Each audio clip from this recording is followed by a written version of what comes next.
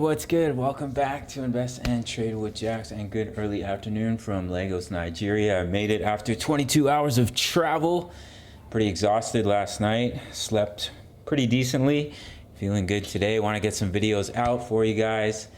And then I've got some hot dates set up over the weekend at the course of next week. We don't waste no time. But crypto comes first. So we're going to go over Bitcoin. Currently sitting at 26.8K. We're up about 2% on the day.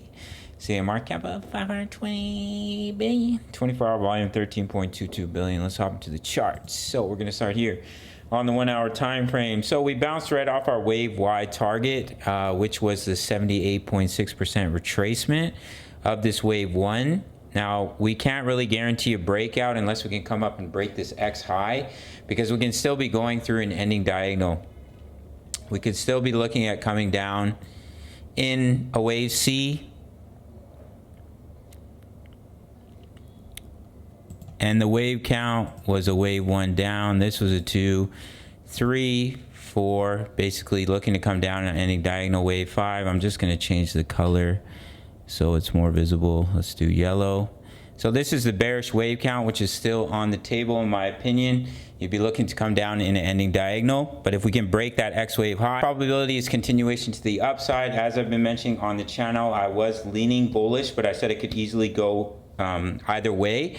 But if we can break about 27.5K, that's more confirmation of continuation to the upside. We're already seeing continuation to the upside with Matic. So we'll see if the other charts follow suit.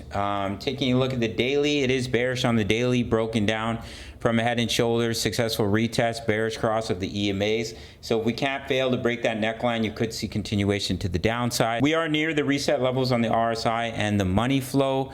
Weekly chart is looking really healthy, came back down to the weekly EMAs. We're just consolidating. I do think we're going to see a bounce in a wave 3 to take you up to about 52.7K over the course of the next few weeks. The DXY, it looks like it's going to push up to 104, where we do have some massive resistance. I am looking for a large pullback, whether it's at 104 or our original target of 105.